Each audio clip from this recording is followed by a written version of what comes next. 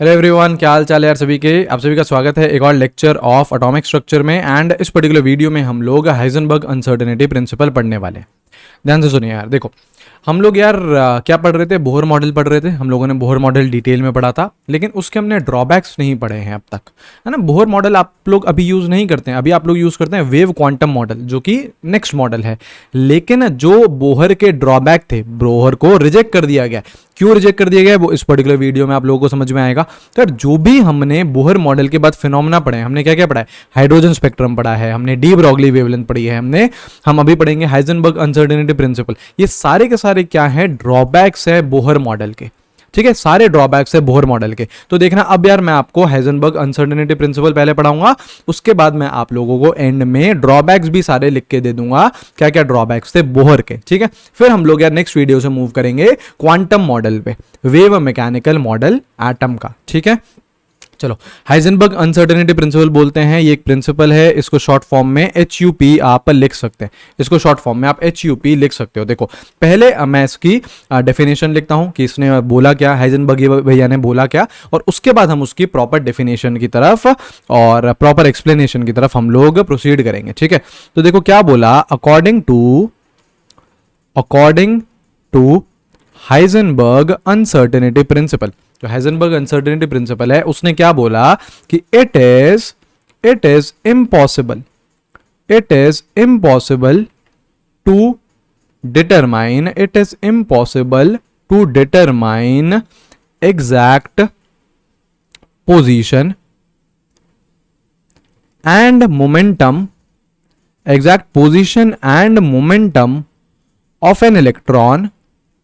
of an electron simultaneously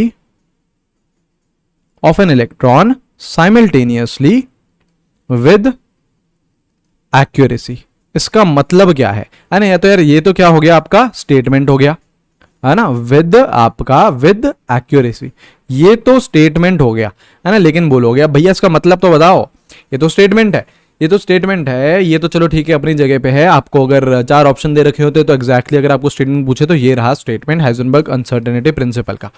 लेकिन इसका मतलब क्या है, ये बोल रहा है हाइजेनबर्ग अनसर्टेनिटी प्रिंसिपल, ये बोल रहा है कि it is impossible to determine exact position, किसी भी इलेक्ट्रॉन की एग्जैक्ट पोजीशन और आप उसका मोमेंटम एक साथ 100% एक्यूरेसी के साथ बता ही नहीं सकते हो। It is impossible to determine exact position and momentum of an electron simultaneously with accuracy. इसका मतलब अगर आप पोजीशन मेजर करोगे या फिर मोमेंटम मेजर करोगे तो कुछ ना कुछ हमेशा एरर आएगा ही आएगा। आप एक साथ में दोनों चीजें बता ही नहीं सकते हो। एक साथ में आप उसकी पोजीशन इलेक्ट्रॉन की और मोमेंटम 100% एक्यूरेसी के साथ आप बता ही नहीं सकते हो। ठीक है, अभी देखना धीरे धीरे आपको फील आएगी। इसका मैथमेटिकल एक्सप्रेशन क्या था, हाइजेनबर्ग अनसर्टेनिटी प्रिंसिपल का मैथमेटिकल एक्सप्रेशन क्या था, एक्सप्रेशन था delta x into delta P is always greater than equals to h upon 4 pi। ये क्या था, मैथमेटिकल एक्सप्रेशन था हाइजेनबर्ग अनसर्टेनिटी प्रिंसिपल का। ध्यान देना, यहाँ पे ध्यान देना। पहले ये समझो डेल्टा एक्स क्या है। डेल्टा एक्स बेसिकली क्या होता है, it is uncertainty in position. Delta x क्या है, uncertainty in position. Delta P क्या है, डेल्टा पी है अनसर्टेनिटी इन मोमेंटम।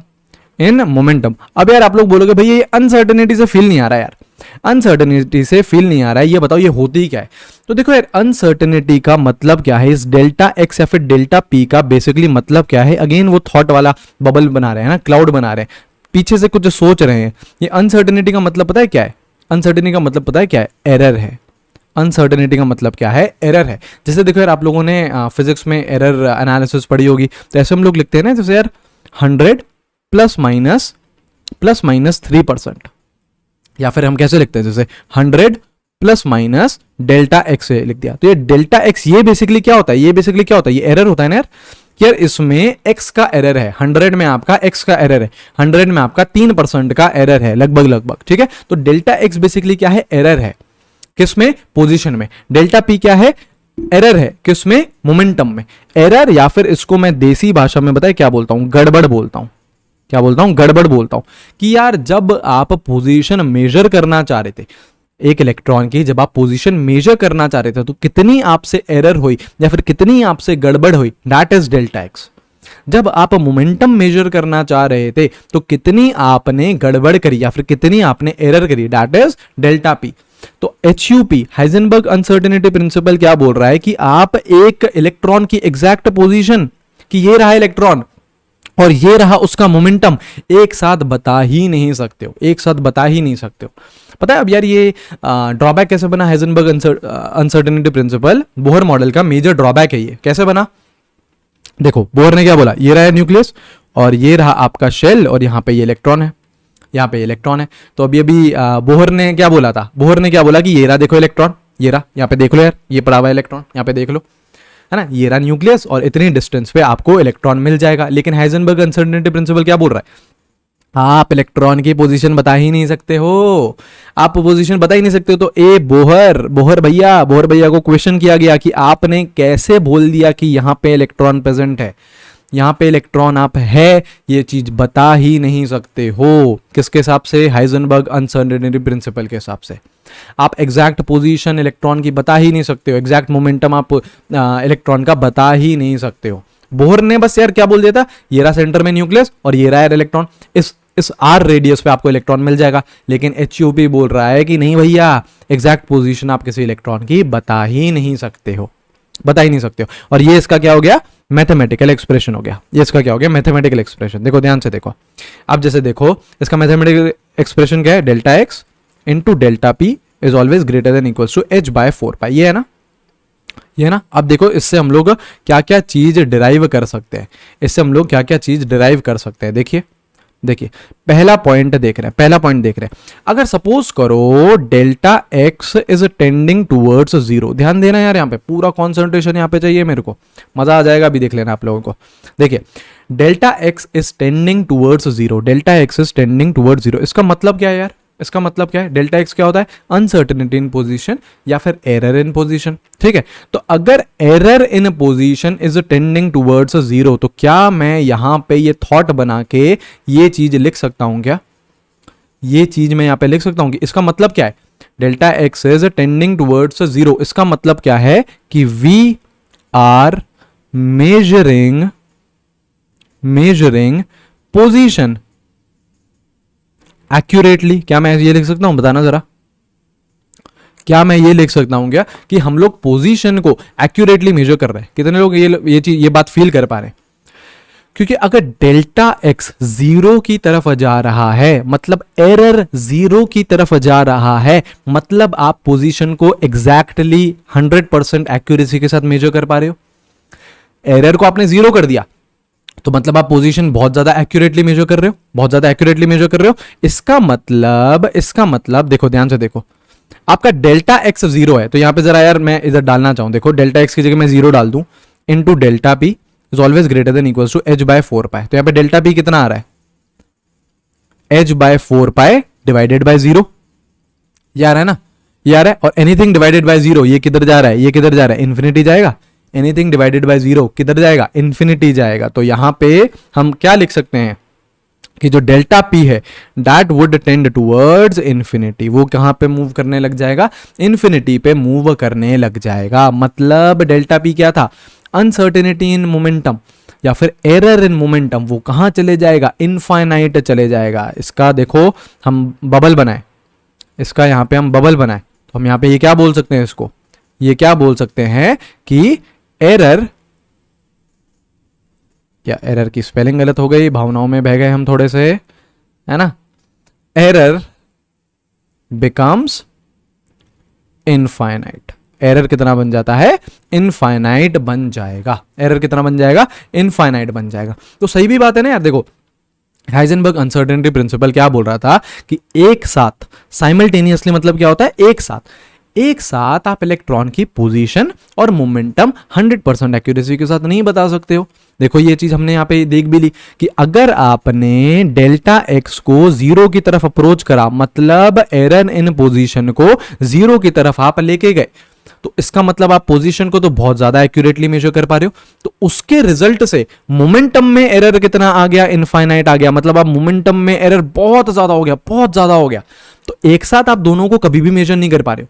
अगर आपने डेल्टा एक्स 0 कर दिया, मतलब आप पोजीशन को एग्जैक्टली मेजर कर रहे हो, तो मोमेंटम को आप नहीं कर पाओगे। मोमेंटम कहां चले जाएगा, इनफाइनाइट चले जाएगा, वहां पे एरर क्या चले जाएगा, इनफाइनाइट। सिमिलरली अगर सपोज करो आपने डेल्टा पी को 0 की तरफ मूव कराया, मतलब जो एरर है मोमेंटम में वो आप 0 की तरफ मूव करा रहे हो, मतलब मोमेंटम को बहुत एक्यूरेटली मेजर कर रहे हो, मोमेंटम को बहुत एक्यूरेटली मेजर कर रहे हो। तो अगर मोमेंटम को एक्यूरेटली मेजर करने जाओगे ना, तो पोजीशन में एरर कितना आ जाएगा, इनफाइनाइट आ जाएगा। क्यों? क्योंकि दोनों को एक साथ आप एक्यूरेसी के साथ मेजर कर ही नहीं सकते हो यार। एक को करोगे ना तो दूसरे में एरर बहुत ज्यादा आ जाएगा। पोजीशन को करा तो मोमेंटम में एरर बहुत ज्यादा आ गया, मोमेंटम को करा तो पोजीशन में एरर बहुत ज्यादा आ गया। सही है, सही है, करेक्ट है ना? फील कर पा रहे हो, फील कर पा रहे हो? देखो ना यार, डेल्टा एक्स और डेल्टा पी, इसको जब आप 0 की तरफ मूव करा रहे हो, तो मतलब आप इन्हें एक्यूरेटली मेजर करना चाह रहे हो। एरर 0 करना, एरर 0 करने का क्या मतलब है यार? एरर 0 करने का क्या मतलब है? उसे एक्यूरेटली मेजर करना चाह रहे हो।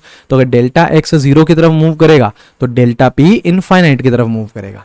सिमिलरली डेल्टा पी अगर 0 की तरफ मूव करेगा, मतलब आप मोमेंटम को एक्यूरेटली मेजर कर रहे हो, तो डेल्टा एक्स इनफाइनाइट की तरफ मूव करेगा। क्लियर है? ये पहला पॉइंट है ना? ये चाहो तो इसको पहला पॉइंट ही बना लो। ये क्या हो गया? ये पहला पॉइंट। आई होप ये चीज क्लियर हो गई होगी, आई होप ये चीज क्लियर हो गई होगी। ठीक है, दूसरा पॉइंट देखो, दूसरा पॉइंट देखो। हमें एक्सप्रेशन पता है delta x into delta p is greater than equals to h upon 4 pi. आपका जो डेल्टा पी है उसको हम क्या लिख सकते हैं? डेल्टा ऑफ एम वी लिख सकते हैं। मोमेंटम है ना यार, मोमेंटम तो क्या होता है, मास इनटू वेलोसिटी का प्रोडक्ट। तो डेल्टा पी को मैं क्या लिख सकता हूं, डेल्टा ऑफ एम वी। अच्छा, अगर मास कांस्टेंट है, सपोज करो इफ मास इज कांस्टेंट, अगर मास सपोज करो कांस्टेंट है, सपोज करो मास कांस्टेंट है, तो मैं डेल्टा पी को क्या लिख सकता हूं, एम बाहर आ जाएगा, एम बाहर आ जाएगा, ये क्या हो जाएगा, एम डेल्टा वी लिख सकते हैं। देयरफॉर जो हाइजेनबर्ग अनसर्टेनिटी प्रिंसिपल था, डेल्टा पी की जगह मैं क्या लिख सकता हूं, m delta v, delta x into m delta v is greater than equals to h upon 4 pi. सही है, ये भी एक और एक्सप्रेशन हो गया किसका, HUP का, हाइजेनबर्ग अनसर्टेनिटी प्रिंसिपल का। एक तो ये वाला एक्सप्रेशन था ऊपर वाला, दूसरा नीचे नीचे डब्बे वाला है। ठीक है, वो कब यूज करेंगे, जब मास कांस्टेंट होगा, और जनरली केसेस में आपका मास कांस्टेंट ही रहता है। अच्छा, ये बताना जरा, डेल्टा वी क्या है, डेल्टा वी क्या है? ये है अनसर्टेनिटी या फिर एरर या फिर गड़बड़, किसमें, वेलोसिटी मेजर करते वक्त। वेलोसिटी मेजर करते वक्त कितनी एरर हो रही है या फिर कितनी गड़बड़ हो रही है, वो क्या है, डेल्टा वी। आई है फील, बात समझ में आई है भैया? अब क्या करें, क्वेश्चन करें। अब क्या करते हैं, कुछ क्वेश्चन करते हैं। देखो कुछ क्वेश्चन देखो, चलो क्वेश्चन देखो। बोल रहा है a golf ball has a mass of 40 gram, कितना है, has a mass of 40 gram and a speed of 45 metre per second. ठीक है भैया। अच्छा, बोल रहा है if the speed can be measured, if the speed can be measured within accuracy to 2%, 2% के साथ आप उस स्पीड को मेजर कर सकते हो। बोल रहा है कैलकुलेट अनसर्टेनिटी इन पोजीशन, मतलब डेल्टा एक्स मेजर कर डालो। चलो भाई कर डालो यार, कोई नहीं, फटाफट कर दो यार, फटाफट से कर दीजिए भैया, फटाफट से कर दीजिए। कुछ नहीं यार, बहुत आसान है, बहुत आसान है। मास दे रखा है आपको, बिल्कुल दे रखा है, कितना दे रखा है, 40 ग्राम्स। केजी में कन्वर्ट करें तो 40 इंटू 10⁻³ kg हो जाएगा, करेक्ट। स्पीड कितनी है, 45 मीटर पर सेकेंड। 45 मीटर पर सेकंड क्या है, उसकी स्पीड है। ठीक है, अब आपको क्या लगाना है, हाइजेनबर्ग अनसर्टेनिटी प्रिंसिपल लगाना है। क्लियर? देखो मास, एक बार उसने मास दे दिया, मतलब मास चेंज नहीं हो रहा है, मास चेंज नहीं हो रहा है, तो मैं ये वाला फॉर्मूला लगा सकता हूँ, बिल्कुल ये वाला फॉर्मूला लगा सकता हूँ। और मेरे को डेल्टा वी भी, मतलब मेरे को वेलोसिटी के टर्म्स में ही देखनी है चीजें, तो देखो delta x into m delta v. अब देखना यार, जो भी आपके न्यूमेरिकल्स होते हैं उसमें हम लोग इक्वालिटी यूज करते हैं। देखो यार, जो ओरिजिनल एक्सप्रेशन है वो तो क्या है, delta x into delta p is greater than equals to h upon 4 pi, ये ओरिजिनल एक्सप्रेशन है।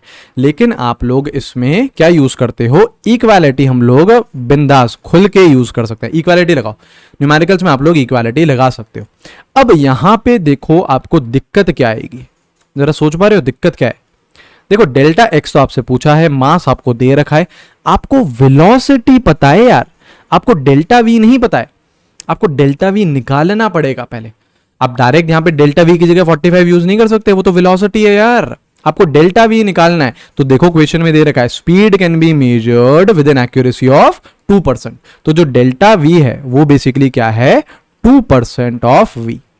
जो डेल्टा वी है, जो आपकी अनसर्टेनिटी इन वेलोसिटी है, जो एरर है वेलोसिटी में, वो क्या है, 2% ऑफ वी है। तो आप इसको निकालो, कैसे निकालोगे, 2/100 इंटू वी, वी कितना है 45, तो ये कितना आएगा 0.9 मीटर पर सेकेंड। ये है आपका डेल्टा वी, ये यूज करोगे आप। डायरेक्टली वी मत यूज कर लेना, डायरेक्टली वी नहीं यूज कर सकते। अब कुछ नहीं यार, अब देख लो, अब तो हो गया सवाल। डेल्टा एक्स तो आपसे पूछा है, बिल्कुल मास केजी में लिखेंगे हम लोग, कितना 40 इंटू 10⁻³ डेल्टा वी हमने निकाल लिया 0.9, एच की वैल्यू 6.626 इंटू 10⁻34 अपॉन 4, पाई की वैल्यू 3.14। जरा देखो क्या यहां से हम डेल्टा एक्स निकाल सकते हैं, बिल्कुल निकाल सकते हैं। यही तो एक अननोन है, यही तो एक अननोन है। अब बोलोगे भैया कैसे, ये तो यहाँ तो कैलकुलेशंस बैंड बजा देंगे हमारा। देखो ना कितनी कितनी खतरनाक कैलकुलेशंस है यार यहाँ पे, है ना, यहाँ पे बहुत डेंजर कैलकुलेशंस है। तो भैया हाइजेनबर्ग अनसर्टेनिटी प्रिंसिपल के जो क्वेश्चंस आते हैं, जो न्यूमेरिकल आएगा, ऐसा कुछ न्यूमेरिकल आया तो भैया वो तो उसमें तो कैलकुलेशंस रहती ही रहती है, उसमें कैलकुलेशन रहेंगी। इसमें आपको कैलकुलेट करना ही पड़ेगा चीज़ों को, ठीक है, इसमें तो आपको कैलकुलेट करना ही पड़ेगा। ऑलराइट, चलो तो कैलकुलेशन आप लोग कर लेना, इतना मैं आपको छोड़ रहा हूँ यहाँ पे। मैं आपको और क्वेश्चन कराता हूँ कि और कैसे टाइप के क्वेश्चन पूछे जाते हैं। चलो अब इस वाले में आपको कोई कैलकुलेशन नहीं करनी है, कोई कैलकुलेशन नहीं करनी है। पहले ध्यान से सुनना क्या क्वेश्चन बोल रहा है। बोल रहा है if delta x and delta p, मतलब uncertainty in position and uncertainty in momentum is equal, ये दोनों क्या है, बराबर है, ये दोनों क्या है, बराबर है। Then calculate delta v, delta v, अच्छा देखो, देन कैलकुलेट डेल्टा वी, देखो और मैं लिख देता हूं आगे, then calculate delta v in terms of h, pi and m। m क्या है, मास है उस पार्टिकल का मास है m, h आपका प्लैंक्स कांस्टेंट, पाई आपका पाई है, ठीक है। इनके टर्म्स में ही लिखना है, मतलब कोई सॉल्विंग नहीं करनी है, आपको सिंपली बस मेरे को एक्सप्रेशन बताना है डेल्टा v का in terms of h, pi and m। जरा कर दो यार, जरा कर दीजिए, कोई दिक्कत नहीं है, जो बोल रखा है वो उसको फॉलो करोगे, बढ़िया आराम से खुद ही आंसर तक पहुंच जाओगे। करना जरा, देखो क्या क्या दे रखा है, डेल्टा एक्स और डेल्टा पी बराबर दे रखा है ना। पहले तो ये लिखो ना यार, जो दे रखा है ना वो लिखो, जो दे रखा है वो लिखो। देखो मैंने लिख दिया डेल्टा एक्स और डेल्टा पी बराबर है, मुझे पता है ये किसका इक्वेशन है, हाइजेनबर्ग अनसर्टेनिटी प्रिंसिपल का है, तो उसका एक्सप्रेशन लिखूं delta x into delta p, ये लिख सकता हूं ना, इक्वल्स टू h/4 इक्वालिटी लगा दो क्वेश्चन के लिए, इक्वालिटी लगा सकते हैं क्या, इस डेल्टा एक्स की जगह मैं डेल्टा पी लिख सकता हूँ, बिल्कुल ले सकता हूँ क्योंकि दोनों बराबर हैं। देखो delta P into delta P, एक एक स्टेप करके दिखाता हूँ यार मैं आपको, बिल्कुल भी एक भी स्टेप खाता नहीं हूँ मैं, क्योंकि अगर एक भी स्टेप खा जाएंगे ना तो आप लोग उड़ जाओगे, फिर सोचोगे क्या हो रहा है यार, है ना। तो एक एक स्टेप बाय स्टेप करके समझो आप लोग, मेरा टाइम लगता है कोई दिक्कत नहीं है यार, इसमें क्या हो गया, आपको समझाना है सबसे ज्यादा प्रायोरिटी। तो देखो यहाँ पे क्या बैठ रहा है, डेल्टा पी का स्क्वायर आ रहा है, ये h/4 आ रहा है, बताना जरा। तो अगर रूट ले लें तो डेल्टा पी क्या आ रहा है, h/4 का अंडर रूट आ रहा है क्या, यहां तक तो चीजें सही हैं, यहां तक तो सब बच्चे मेरे साथ हैं, सही है। अब आपसे बताओ डेल्टा पी पूछा है क्या, नहीं, आपसे क्या पूछा है, delta we, uncertainty in velocity बताओ, अनसर्टेनिटी इन वेलोसिटी बताओ। तो हमें ये पता है ना, मास कांस्टेंट मानते हुए चलो, आप ये क्या लिख सकते हो, delta p equals to m delta v लिख सकते हो, बिल्कुल लिख सकते हो। यहाँ पे mass is constant, mass constant मानते हुए चलो, कुछ बोल भी तो नहीं रखा मास के बारे में, तो हम लोग उसे कांस्टेंट ही मानते हुए चलेंगे, सही है। डेल्टा पी क्या है, h/4 under root equals to m into delta v. तो सिंपली आपका जो डेल्टा वी है, अनसर्टेनिटी इन वेलोसिटी है, ये क्या आ गया, 1/m अंडर रूट h/4। चाहो तो इस 4 को रूट से बाहर निकाल लो, तो क्या हो जाएगा 2 बन के बाहर निकलेगा तो 1/2m under root h by pi. ये क्या आ गया आपका डेल्टा v। ये आ चुका है मेरे शेरों आपका आंसर। क्या आ चुका है? ये आंसर आ चुका है। बताओ टफ था क्या? बिल्कुल भी टफ नहीं था। जो दे रखा है ना पहले वो लिखो, फिर हाइजेनबर्ग का फॉर्मूला लिखा, प्रोसीड करता गया, आंसर तक पहुंच गया, आंसर तक पहुंच गया। बहुत आसान है, बहुत बहुत बहुत आसान है, बहुत आसान है। क्लियर है? ठीक है, एक और करें, सेम सा ही एक और क्वेश्चन करते हैं, सेम सा ही एक और क्वेश्चन करते हैं, आप लोग अटेम्प्ट करिएगा। बोल रहा है if delta x uncertainty in position and delta v are equal, ये दोनों क्या है भैया? इक्वल है, then find delta p. Again उन अननोन के टर्म्स में ही देना है आपको, एच एम पाई, उनके अननोन के टर्म्स में ही दीजिए आंसर। कैलकुलेशन करने की कोई जरूरत नहीं है कि यार एच की वैल्यू डाल रहे हैं, नहीं नहीं नहीं, पाई की वैल्यू डाल रहे हैं, ना ना ना ना ना। आप लोग भैया मेरे को सिंपली अननोन के टर्म्स में ही आंसर दे दो। सेम क्वेश्चन है, जो प्रीवियस क्वेश्चन था वैसा सही सेम क्वेश्चन है। करो, सोचो सोचो सोचो सोचो सोचो, आराम से सोचो भैया। जो दे रखा है ना पहले वो लिखना सीखो। क्या? Delta x equals to delta p, ये दे रखा है ना, ये तो दे रखा है आपको। ठीक है, अच्छा मास कांस्टेंट मानते हुए चल रहे हैं, मास इज कांस्टेंट, मास को आप क्या मानते हुए चलो? कांस्टेंट मानते हुए चलो। तो आपका जो हाइजेनबर्ग अनसर्टेनिटी प्रिंसिपल था वो क्या हो जाएगा? Delta x into m delta v is what? H by 4 pi. ये लिख सकते हैं, बिल्कुल लिख सकते हैं। क्या इस डेल्टा एक्स की जगह मैं डेल्टा वी लिख सकता हूं? बिल्कुल लिख सकता हूं, क्योंकि दोनों क्या है? बराबर हैं।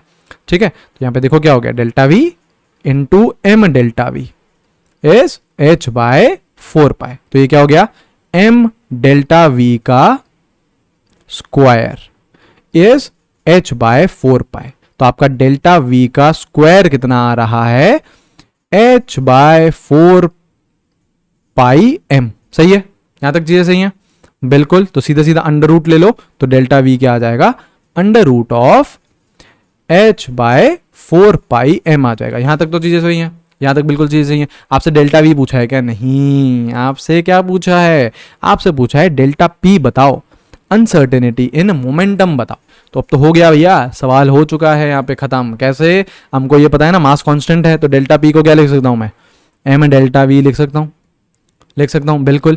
तो डेल्टा वी की यहाँ पे जरा वैल्यू डाल दो, यहाँ पे जरा सब्स्टिट्यूट कर दो, तो m into under root h by 4 pi m का under root.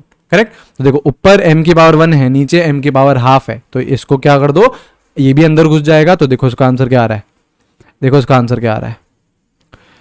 M H upon 4 pi, ये आ रहा है डेल्टा पी। चाहो तो 4 को बाहर ले सकते हो, उसको आप 2 लिख सकते हो। ठीक है, ये आ रहा है आपका आंसर, ये आ रहा है आपका आंसर। करेक्ट है, ये हो गया आपका आंसर। तो बस कुछ नहीं यार, जो दे रखा होता है ना उसको लेके चलो, फिर फॉर्मूला लगाओ, प्रोसीड करो, आंसर तक पहुंच जाओ यार, आंसर तक पहुंच जाओ।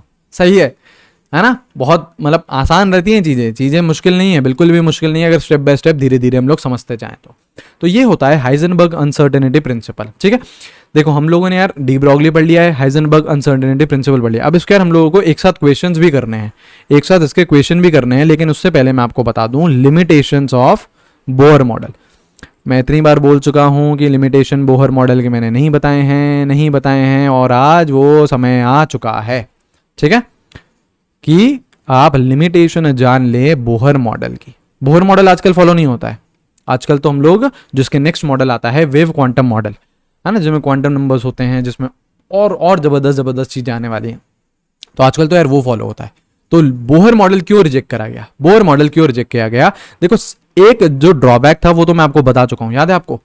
जो मैंने आप लोगों को जब बोहर मॉडल पढ़ा रहा था तो नोट में मैंने आपको बताया था कि इट इज, जो बोहर मॉडल है, it is applicable only for single electron species. जो आपका बोहर मॉडल है, जो आपका बोहर मॉडल है वो सिर्फ और सिर्फ सिंगल इलेक्ट्रॉन स्पीशीज के लिए ही वैलिड है ना। जैसे आपका हाइड्रोजन हो गया, जैसे देखो एग्जाम्पल हाइड्रोजन के लिए वैलिड है, हीलियम +1 के लिए वैलिड है, लिथियम +2 के लिए वैलिड है, बेरिलियम +3 के लिए वैलिड है। सिर्फ और सिर्फ एक ही इलेक्ट्रॉन होना चाहिए, तभी आपका बोहर मॉडल एप्लीकेबल है। उसके अलावा बोहर मॉडल एप्लीकेबल नहीं है, बोहर मॉडल एप्लीकेबल नहीं है। ठीक है, ये तो एक ड्रॉबैक हो गया।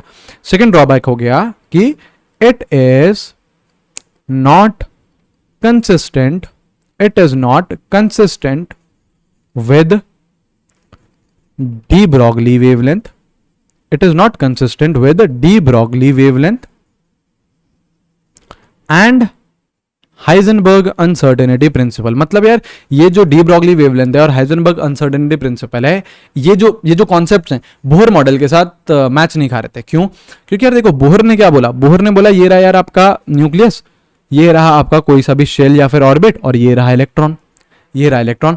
इस पर्टिकुलर रेडियस पे, रेडियस का फॉर्मूला दिया था भाई ने, इस पर्टिकुलर रेडियस पे आप इलेक्ट्रॉन को ढूंढ सकते हो। ठीक है, लेकिन हाइजेनबर्ग अनसर्टेनिटी प्रिंसिपल क्या बोला कि आप भैया ये कैसे बोल पा रहे हो कि इलेक्ट्रॉन यहाँ पे प्रेजेंट है, यहाँ पे इलेक्ट्रॉन प्रेजेंट है ही नहीं, आप एग्जैक्ट पोजीशन एक इलेक्ट्रॉन की बता ही नहीं सकते हो। हाइजेनबर्ग ने यही तो बोला, आप एग्जैक्ट पोजीशन बता ही नहीं सकते, एग्जैक्ट पोजीशन ऑफ मोमेंटम। तो हाइजेनबर्ग के हिसाब से गलत हो गया मॉडल। अच्छा, डी ब्रॉगली के हिसाब से कैसे गलत हुआ?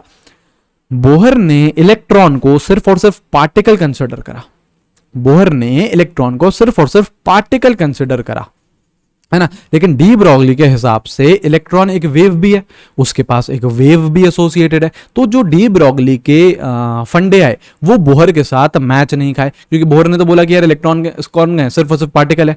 देखो ना यार, देखो जैसे यहाँ पे लिखे हम लोग, बोहर के हिसाब से तो इलेक्ट्रॉन कौन है, सिर्फ और सिर्फ पार्टिकल है, उसने सिर्फ और सिर्फ पार्टिकल लिया।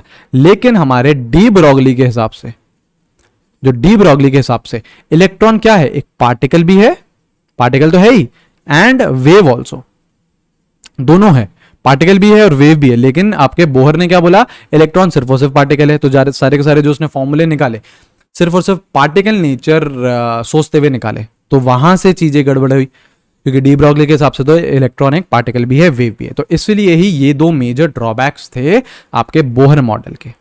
ठीक है, ये चीज क्लियर है। अच्छा, और देखो, और आपके बोहर भैया ने ये बोला था mvr is nh/2π, angular momentum is integral multiple of nh/h/2π, ये बोला था उन्होंने, बोहर भैया ने। लेकिन इसका जब एक्सप्लेनेशन पूछा गया, जब साइंटिस्ट लोगों की कमेटी बैठी और उन्होंने बोला कि बोहर भैया आपने ये बोल तो दिया, लेकिन इसका एक्सप्लेनेशन क्या है, तो बोहर के पास उसका एक्सप्लेनेशन नहीं था कोई। बोहर ने बोला ऐसा होता है, वो बिल्कुल सही बात है, ऐसा होता है, ये बिल्कुल परफेक्ट है, लेकिन ऐसा क्यों होता है ये बोहर के पास आंसर नहीं था। ठीक है, तो थर्ड ड्रॉबैक यही था कि no explanation was given for quantization of angular momentum. जो एंगुलर मोमेंटम था ना, mvr इज nh/2π, तो क्वांटाइज हो रहा था, n की जगह 1 2 3 4 डाल रहे थे, तो उसका कुछ भी एक्सप्लेनेशन नहीं दे पाया था बोहर भैया। ऐसा होता है, एंगुलर मोमेंटम इंटीग्रल मल्टीपल होता है h/2π का, वो बिल्कुल सही है, लेकिन क्यों, ऐसा क्यों, ये नहीं बता पाया बोहर, ये नहीं बता पाया बोहर। ये चीज ठीक है, ये चीज ठीक है, बिल्कुल। अच्छा, अब देखो नेक्स्ट क्या है, फोर्थ पॉइंट हम लोगों ने हाइड्रोजन स्पेक्ट्रम पढ़ा था, हाइड्रोजन स्पेक्ट्रम पढ़ा था, तो उसमें हाइड्रोजन स्पेक्ट्रम में ऐसी अलग अलग लाइंस आती हैं जिसको हम लोग स्पेक्ट्रल लाइंस बोलते हैं। ऐसे अलग अलग लाइंस आती हैं, बिल्कुल ऐसे अलग अलग लाइंस आती हैं। ये जो लाइंस आती हैं, ये आती हैं, ये जो लाइंस हैं, ये जो पैटर्न आ रहा है, ये आ रहा है इन एब्सेंस ऑफ इलेक्ट्रिक और मैग्नेटिक फील्ड। मतलब आपने यार इन लाइंस पे कुछ भी इलेक्ट्रिक और मैग्नेटिक फील्ड नहीं लगाई है, तो आपका कुछ ऐसा पैटर्न आया। लेकिन जब मैं इनको इलेक्ट्रिक या फिर मैग्नेटिक फील्ड के प्रेजेंस में रख देता हूं, presence of electric and magnetic field, presence of electric and magnetic field, जब इनको हमने इलेक्ट्रिक और मैग्नेटिक फील्ड के प्रेजेंस में रखा, इन लाइंस को, तो ये ऑब्जर्व करा गया। जैसे देखो, सपोज करो इसको, ये वाली पकड़ लो, ये जैसे लाइन है, इसको जरा जूम करो, क्या करो, जूम इन करो, क्या करो, घूरो, इसको घूरो। तो इसको जब आपने घूरा किसके प्रेजेंस में, इलेक्ट्रिक और मैग्नेटिक फील्ड लगा के, तो आपकी ऐसे छोटी छोटी छोटी छोटी छोटी छोटी छोटी छोटी लाइंस आपको मिली। ये एक लाइंस इतनी छोटी छोटी छोटी लाइन से बनी हुई थी, है ना। दीज वर वेरी छोटी छोटी लाइंस बनी है ना, जो आपका जो एक लाइन थी वो बेसिकली ऐसे 4-5 लाइनों से मिलाकर बनी हुई है। कब? इन प्रेजेंस ऑफ इलेक्ट्रिक और मैग्नेटिक फील्ड। जब ये ऑब्जर्व किया गया, फिर बोहर भैया से पूछा गया कि भैया ऐसा क्यों हो रहा है, ये जो एक लाइन है वो 3-4-5 लाइनों से बनी हुई है, ऐसा क्यों है? तो बोहर के पास इसका भी एक्सप्लेनेशन नहीं था। इस प्रोसेस को पता है क्या बोलते हैं? इस प्रोसेस को बोलते हैं स्प्लिटिंग ऑफ स्पेक्ट्रल लाइन। जैसे ये क्या है, ये आपकी एक स्पेक्ट्रल लाइन है ना, इसको जब हमने इलेक्ट्रिक या फिर मैग्नेटिक फील्ड में ऑब्जर्व करा तो वो छोटी छोटी छोटी छोटी लाइंस में स्प्लिट हो गई, इसलिए हम बोलते हैं इसे स्प्लिटिंग ऑफ स्पेक्ट्रल लाइंस। तो देखो ये जो आपका फोर्थ पॉइंट है ये है it could not explain splitting of spectral lines in presence of magnetic field. अगर मैग्नेटिक फील्ड लगाई है ना तो आपकी जो स्पेक्ट्रल लाइंस थी वो छोटी छोटी 3-4 लाइंस में स्प्लिट हो गई, तो उसका एक्सप्लेनेशन नहीं दे पाया बोर। ऐसे ही सिमिलरली फिफ्थ पॉइंट था कि it could not explain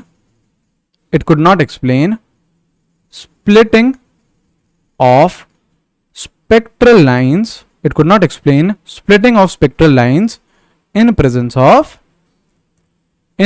of electric field के प्रेजेंस में भी आपकी जो स्पेक्ट्रल लाइन है वो स्प्लिट हो गई थी और उसको भी ये चीज समझा नहीं पाया था, बोहर नहीं समझा पाया था। ठीक है, अब देखो ये phenomena splitting of spectral lines in presence of magnetic field, इसको बोला जाता है ज़ीमैन इफेक्ट। इसको क्या बोला जाता है? ज़ीमैन इफेक्ट। और splitting of spectral lines in presence of electric field इसे बोला जाता है स्टार्क इफेक्ट। इसे क्या बोला जाता है? Stark effect. ठीक है, ये चीज हमें याद रखनी है क्योंकि हमसे डायरेक्टली सवाल पूछे जा सकते हैं इन पे, इसमें। अब देखो इसको याद कैसे करोगे? बच्चा इसमें कंफ्यूज हो जाता है, भैया कौन सा जीमन है, कौन सा स्टार्क है, इलेक्ट्रिक फील्ड, मैग्नेटिक फील्ड, कैसे याद रखें? तो आपके भैया के पास बढ़िया सी एक ट्रिक है। जैसे आप लोग उसको जानते हो, आयरन मैन को जानते हो? बताइए। Iron man, Robert Downey junior iron man है ना, तो आयरन मैन आपका उसका नाम क्या रहता है एवेंजर्स में, या फिर उसकी जो सीरीज है आयरन मैन की उसमें उसका नाम क्या रहता है? टोनी स्टार्क रहता है। ठीक है, टोनी स्टार्क रहता है। तो अब जो टोनी स्टार्क है, देखो लिख लेते हैं यहाँ पे है ना, ताकि आपको लंबे समय तक याद रहे। जो आपका आयरन मैन है, क्या iron man is all about electric gadgets, इस सब के बारे में ही तो है, इलेक्ट्रिसिटी, गैजेट्स, इसके बारे में ही तो है यार आपका आयरन मैन। एकदम मस्त उड़ता रहता है इधर उधर, इलेक्ट्रिसिटी अपनी लैब में कुछ ना कुछ यार बनाता रहता है। तो iron man is all about what? Electricity and gadgets. तो जो आपका इलेक्ट्रिक फील्ड है वो कौन सा इफेक्ट है? Stark effect. आयरन मैन ही तो है यार टोनी स्टार्क, ये तो पता होगा। तो स्टार्क इफेक्ट किससे रिलेटेड है? इलेक्ट्रिक फील्ड से रिलेटेड है। तो ऑब्वियसली जो उल्टा है, जो दूसरा बचा कौन सा, ज़ीमैन इफेक्ट, वो किससे रिलेटेड है? मैग्नेटिक फील्ड से। मैग्नेटिक फील्ड से। ठीक है, एक चीज याद रख लो ना यार, एक चीज याद करने का तरीका बता दिया है। स्टार्क इफेक्ट, स्टार्क किससे रिलेटेड है? आयरन मैन बोले तो इलेक्ट्रिसिटी, तो इलेक्ट्रिक फील्ड से रिलेटेड हो गया स्टार्क इफेक्ट। दूसरा मैग्नेटिक इफेक्ट कौन हो गया? ज़ूमैन भैया लेके बैठे हैं। ठीक है, तो यार यहाँ पे आपका हाइजेनबर्ग अनसर्टेनिटी प्रिंसिपल भी खत्म होता है। ठीक है, और लिमिटेशंस भी बोहर मॉडल की हमने बात कर ली। अब मैं यार आपको कुछ क्वेश्चंस करवा देता हूँ दोनों के, आपके डी ब्रॉगली वेवलेंथ के भी और हाइजेनबर्ग अनसर्टेनिटी प्रिंसिपल के भी, है ना। कुछ क्वेश्चंस करिएगा। देखो बोल रहा है assuming velocity to be same, आपकी सेम वेलोसिटी है, द वेवलेंथ बोल रहा है the wavelength of the waves associated with which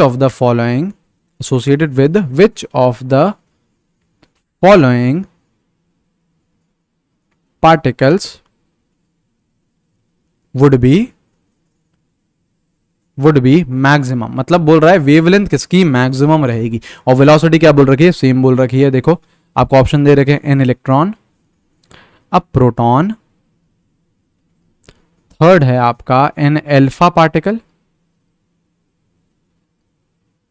और फोर्थ है आपका ड्यूट्रॉन। चलिए बताइए, सिंपली बोल रहा है वेलोसिटी क्या है, सेम है, वेलोसिटी सेम है, और वेवलेंथ किसके साथ एसोसिएटेड जो वेवलेंथ है वो आपकी मैक्सिमम है। बहुत आसान है यार, मक्खन क्वेश्चन है आपके लिए। मैं और क्वेश्चन ढूंढ रहा हूं, और क्वेश्चन ढूंढ रहा हूं। कर लिया ये वाला, वीडियो पॉज करते जाना, अटेम्प्ट करते जाइएगा ना, कुछ कुछ कुछ हम लोग क्वेश्चंस देख लेते हैं।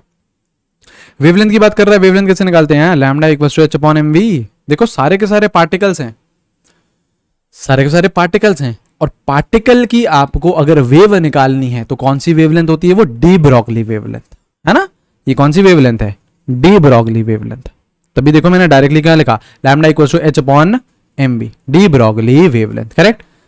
ये चीज सही है कि जो लैम्डा है इनवर्सली प्रोपोर्शनल है मास के, लैम्डा क्या है, इनवर्सली प्रोपोर्शनल है मास के। तो अगर मास सबसे कम होगा, मास आपका अगर मिनिमम होगा, तो दिस इंप्लाइज वेवलेंथ क्या होगी, मैक्सिमम होगी।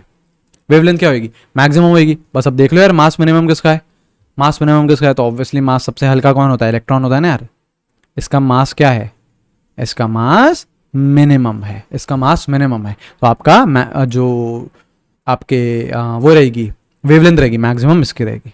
जरा यार ऐसा करो, वीडियो पॉज करो और मेरे को मास का ऑर्डर देना, सब में मास का ऑर्डर देना, इंक्रीजिंग ऑर्डर। सबसे हल्का कौन है और सबसे भारी कौन है, सबसे हल्का कौन है और सबसे भारी कौन है, जरा इन चारों में से इलेक्ट्रॉन, प्रोटॉन, न्यूट्रॉन और अल्फा पार्टिकल में सबसे हल्का कौन है और सबसे भारी कौन है, जरा बताना मेरे को। सबसे हल्का है इलेक्ट्रॉन, इसके बाद कौन है प्रोटॉन, इसके बाद कौन है न्यूट्रॉन, और सबसे भारी कौन होता है, अल्फा पार्टिकल। ठीक है, ये है सही है। जो अल्फा पार्टिकल होता है ना, उसका ऐसा रहता है, तो मास कितना है 4 AMU, प्रोटॉन का मास 1 AMU, और ड्यूट्रॉन बोले तो आपका जैसे प्रोटॉन से ही आपका निकलता है ड्यूट्रॉन, मतलब वैसा से ही यार कुछ सा पार्टिकल रहता है ना। तो आपका अच्छा, इधर चाहो तो आप लोग न्यूट्रॉन भी ले सकते हैं ना, ड्यूट्रॉन से अगर कंफ्यूज हो रहे हो तो चाहो तो इसको आप लोग न्यूट्रॉन भी लिख सकते हो, चाहो तो इसको न्यूट्रॉन लिख लो, है ना, उससे कंफ्यूज नहीं, तो कोई जरूरत नहीं है उस चीज की वैसे भी। ठीक है, न्यूट्रॉन को भी हम कैसे लिखते हैं, ऐसे लिखते हैं, तो इसका भी 1 AMU रहता है। न्यूट्रॉन का भी मास कितना रहता है, 1 AMU ही रहता है। लेकिन अगर मैं प्रोटॉन और न्यूट्रॉन को कंपेयर करूं तो ज्यादा मास किसका होता है, न्यूट्रॉन का रहता है ना, थोड़ा सा हेवी रहता है। मैंने आप लोगों को एग्जैक्टली मासेस बता रखे हैं इन सब के। ठीक है, नेक्स्ट क्वेश्चन की तरफ मूव करें। ये तो आसान था बड़ा, आपका इलेक्ट्रॉन आंसर हो गया। चलो और देखो, और बोल रहा है कि if uncertainty in position of electron is 0, then uncertainty in its momentum would be, है ना। देखो ये डायरेक्टली सवाल है, देखो ऑप्शन क्या है, 0, सेकंड है greater than h/4π, third option है less than h/4π, and fourth option है इंफिनिटी। जरा देखना, बताइएगा क्या आंसर होगा। बहुत आसान है ये तो चीज, मैं अभी बताया है आपको मैंने। मतलब अगर आपकी uncertainty in position of electron is tending toward 0, मतलब delta x is tending toward 0, तो आपका जो डेल्टा p है अनसर्टेनिटी इन मोमेंटम, वो कहां चले जाता है, इन्फिनिटी चले जाता है। बात करी थी ना हमने, तो आंसर क्या है आपका 4th। तो ये जो आपको पॉइंट्स बताए जाते हैं ना, बहुत ध्यान से सुनो, ये जो आपके बोहर मॉडल के पॉइंट्स हैं, ये सब बेसिकली क्वेश्चन है, यहां से डायरेक्टली क्वेश्चन पूछा जा सकता है आपको। जैसे देखो ये 2 पॉइंट्स बताए हैं मैंने, ये पॉइंट्स बताए आपको, डायरेक्टली सवाल है। देखो यहां से आ गया ना डायरेक्टली सवाल, तो आपसे डायरेक्टली सवाल पूछे जाएंगे। जो आपके पॉइंट्स हैं वो एक तरीके से आपके लिए क्वेश्चंस ही है। ठीक है, चलो और क्वेश्चन करें, और क्वेश्चन करते हैं। चलो ये वाला करते हैं। देखो बोल रहा है if kinetic energy of a proton is increased, kinetic energy of proton is increased 9 times, कितनी 9 टाइम्स से आपने काइनेटिक एनर्जी इंक्रीज करी, then wavelength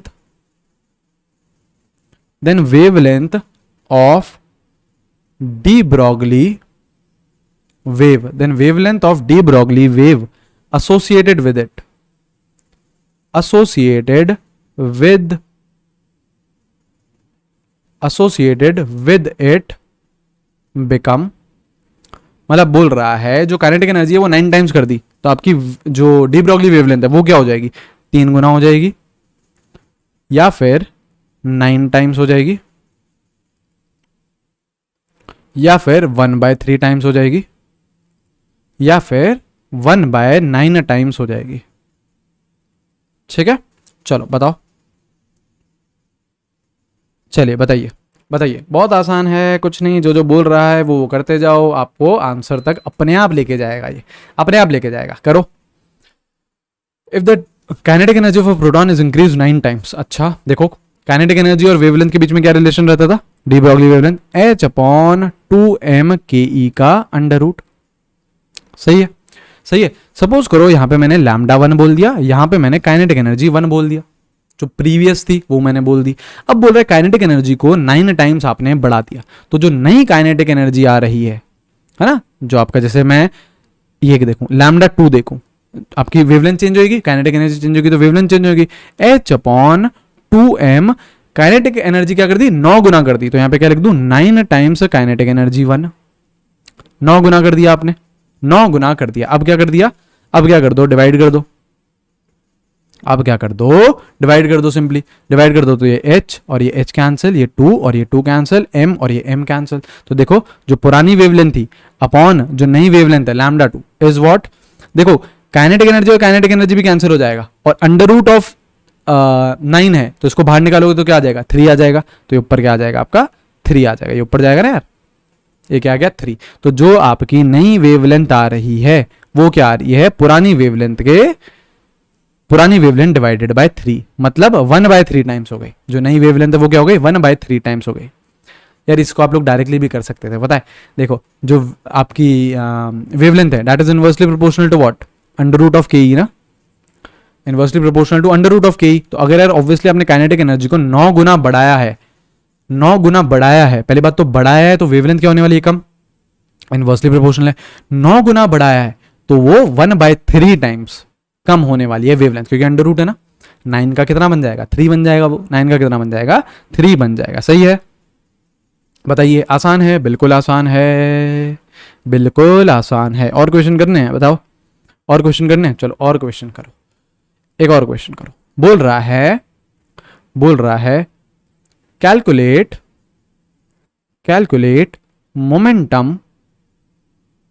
momentum of a particle, calculate momentum of a particle which has a de Broglie wavelength of 0.1 nanometre. चलो करो, आसान से question है, एक बार आपको बढ़िया तरीके से फील दे रहे हैं कि यार कैसे टाइप के क्वेश्चन पूछा है। बहुत आसान टाइप के आते हैं दोनों से ही, आपके यहाँ डी ब्रॉगली से भी और हाइजेनबर्ग से भी आसान क्वेश्चन ही पूछे जाते हैं, मुश्किल क्वेश्चन यहाँ से नहीं पूछे जाते हैं। बोल रहा है calculate momentum of a particle which has a de Broglie wavelength of 0.1 nanometre, मतलब वेवलेंथ आ गई आपकी 0.1 नैनोमीटर। चाहो तो उसको मीटर में कन्वर्ट कर लो, 0.1 इंटू 10⁻⁹ मीटर हो गया, ठीक है, या फिर इसको हम बोल सकते हैं 10⁻⁻10 मीटर हो गया। करेक्ट है। क्या निकालना है, मोमेंटम निकालना है। क्या था formula, lambda equals to H/P, ये था ना। लैम्डा पता है, H पता है, P निकालना है, तो P क्या हो गया, H/λ। तो H की वैल्यू 6.626 इंटू 10⁻⁻34 अपॉन वेवलेंथ कितना है 10⁻⁻10। इसको ऊपर ले जाओ, आंसर क्या आ रहा है 6.626 इंटू 10⁻⁻24 हो जाएगा, -24 हो जाएगा। ये आपका आ चुका है आंसर, ये आपका आ चुका है answer, kg metre per second, kg metre per second. ठीक है, ये हो गया आपका मोमेंटम। बहुत आसान है, बिल्कुल यार, कुछ करना ही नहीं होता है यार, सिंपली आपको फॉर्मूला लगाना सीखना है, बस फॉर्मूला लगाना सीखना है आपको। ऑल राइट, एक और क्वेश्चन, हैं, खूब क्वेश्चन प्रैक्टिस करवाएंगे, बढ़िया तरीके से आपकी यार प्रैक्टिस हो जाए, ताकि अगर आप कोई बुक मॉड्यूल करो तो वहां पे आपको दिक्कत समस्या नहीं आए। ठीक है, अब बोल रहा है द अनसर्टेनिटी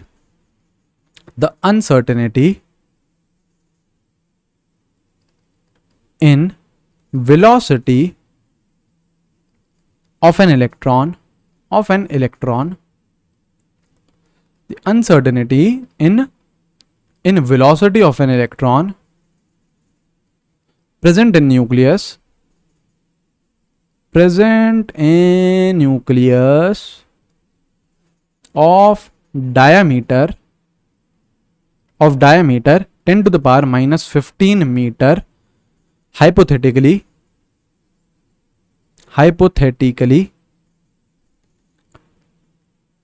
should be, चलो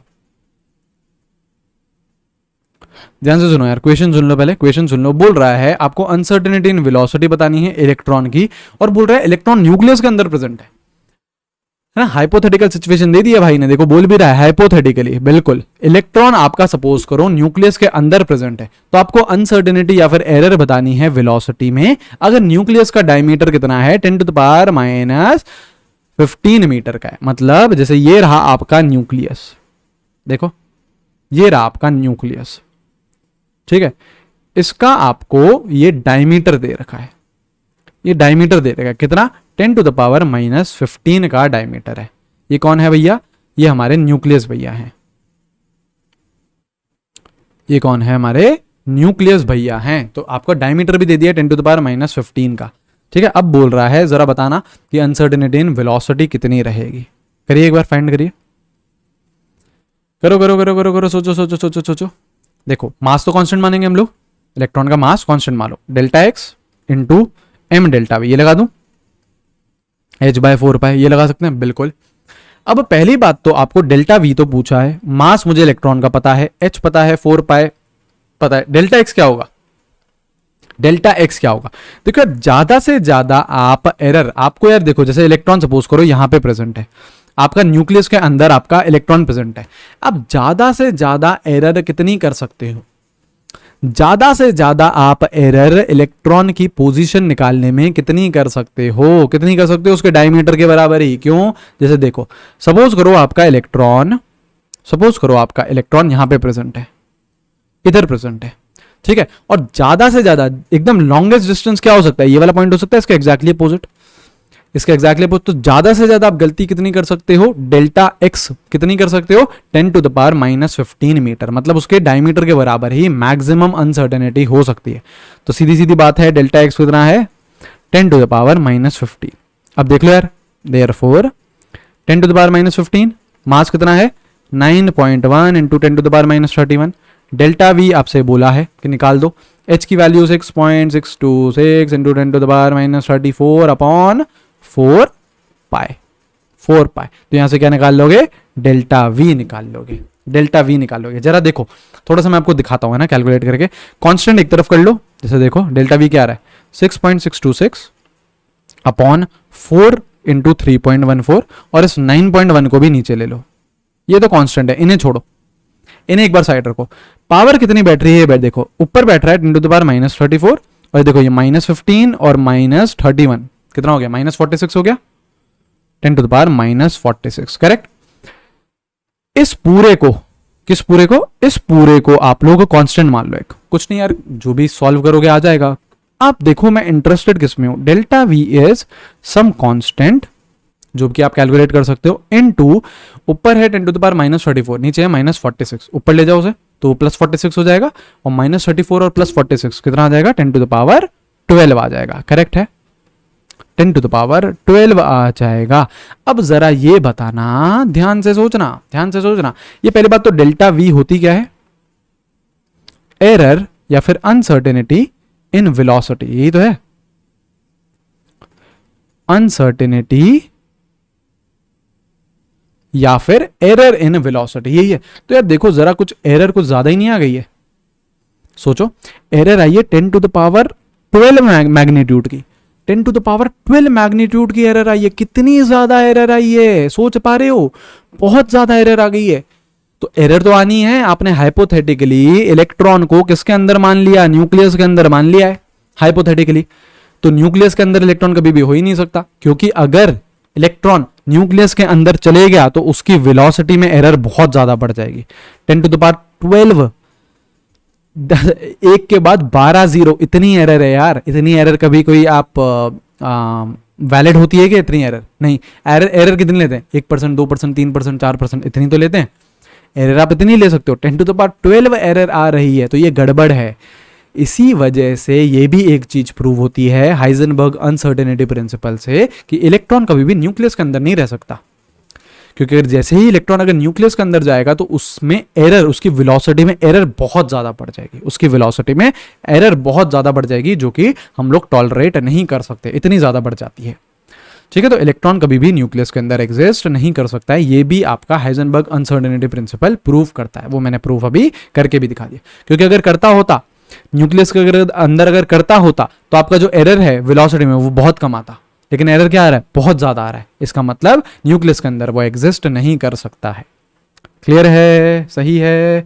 चलो, तो इस पर्टिकुलर वीडियो को भी यार यहीं पे ही रोकते हैं हम लोगों ने सारी चीजें कवर कर ली हैं। अब आपका वेव क्वांटम मॉडल बचा है ना? वेव क्वांटम मॉडल बचा है, उसको हम लोग नेक्स्ट वीडियो से स्टार्ट करते हैं। Alright, so take care everyone, have a great day, see you guys, bye bye. ऐसे ही जोर और शोर से पढ़ते रहो। मिलेंगे हम लोग हमारे नेक्स्ट वीडियो में। Till then bye bye.